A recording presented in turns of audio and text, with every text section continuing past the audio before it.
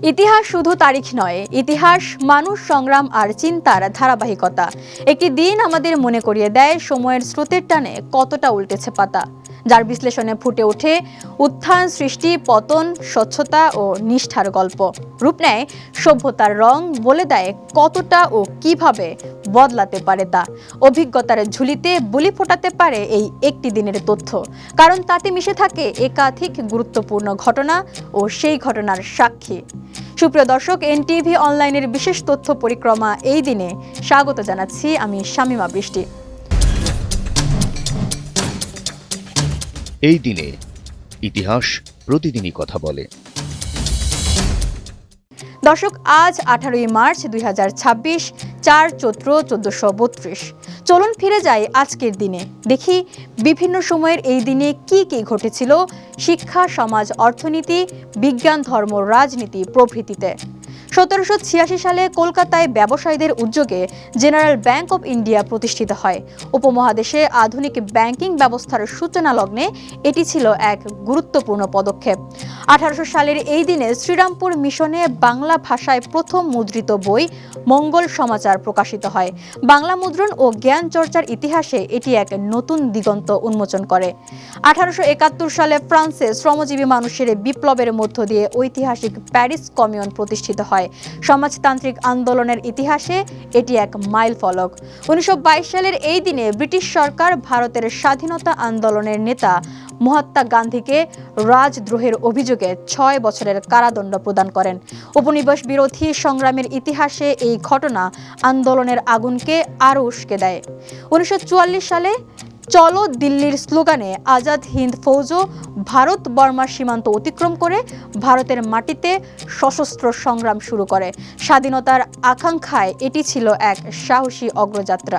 1965 সালের এই দিনে সোভিয়েত মহাকাশচারী আলেক্সেই লিওনভ ইতিহাসের প্রথম ব্যক্তি হিসেবে মহাকাশযানের বাইরে বেরিয়ে যায়। প্রায় 12 মিনিট মহাশূন্যে অবস্থান করেন তিনি। এই ঘটনাটি স্পেস ওয়াক নামে আজও পরিচিত।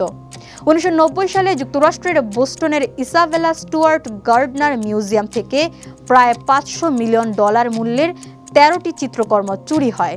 ইতিহাসের অন্যতম বৃহৎ শিল্পকর্ম চুরির ঘটনা হিসেবে এটি পরিচিত। 1994 সালের এই দিনে ওয়াশিংটনে বসনিয়া ও ক্রোয়েশিয়ার মধ্যে বসনিয়া মুসলিম ক্রোট ফেডারেশন চুক্তি স্বাক্ষরিত হয়। যুদ্ধ বিধ্বস্ত অঞ্চলে শান্তির সম্ভাবনা তৈরি করে এই চুক্তি। 2020 সালের এই দিনে করোনা ভাইরাসে আক্রান্ত হয়ে বাংলাদেশের প্রথম রোগীর মৃত্যু ঘটে। মহামারীর ভয়াবহতার বাস্তবতা যখন স্পষ্ট হয়ে ওঠে পুরো দেশের সামনে। আজকের দিনে জন্মগ্রহণ করেন জার্মান গণিতবিদ ক্রিশ্চিয়ান গোল্ডবাখ, মার্কিন রাজনীতিবিদ ও 7ম ভাইস প্রেসিডেন্ট জন সি কেলহাউন, যুক্তরাষ্ট্রের 22তম ও 24তম রাষ্ট্রপতি গ্রোভার ক্লিভল্যান্ড, ব্রিটিশ প্রধানমন্ত্রী নেভিল চেম্বারলেইন, নোবেলজয়ী দক্ষিণ আফ্রিকার রাষ্ট্রপতি FW ডি ক্লার্ক, ভারতীয় অভিনেতা শশী কাপুর, ফরাসি পরিচালক লুক বেসন এবং মার্কিন শিল্পী কুইন লতিফা সহ আরও বহু গুণীজন। এই দিনেই আমরা হারিয়েছি রোমান সম্রাট সেভেরাস আলেকজান্ডার, ব্রিটিশ প্রধানমন্ত্রী রবার্ট ওয়ালপোল, 20 শতকের বাঙালি কবি বুদ্ধদেব বসু, সাহিত্যিক ও রাজনীতিবিদ আবুল মনসুর আহমেদ, নোবেলজয়ী গ্রিক কবি অডিসিয়াস এলিটিস, ক্রিকেট কোচ বব ওলমার, ব্রিটিশ চলচ্চিত্র নির্মাতা অ্যান্টনি মিনজেলা এবং বাংলাদেশের জনপ্রিয় সঙ্গীত শিল্পী চাইম ব্যান্ডের ভোকাল খালিদ সহ আরও অনেককে। দর্শক, এই দিনে গুরুত্বপূর্ণ কিছু তথ্য তুলে ধরা হলো। আরও কোনো তথ্য থাকলে স্মরণ করিয়ে দিন কমেন্টে। ফলো করুন আমাদের ফেসবুক পেজ এনটিভি ও এনটিভির ইউটিউব চ্যানেল। বস্তুনিষ্ঠ যে কোনো সংবাদ পড়তে ভিজিট করুন ntvbd.com। ভালো থাকুন, সুস্থ থাকুন, শুভকামনা সবসময়।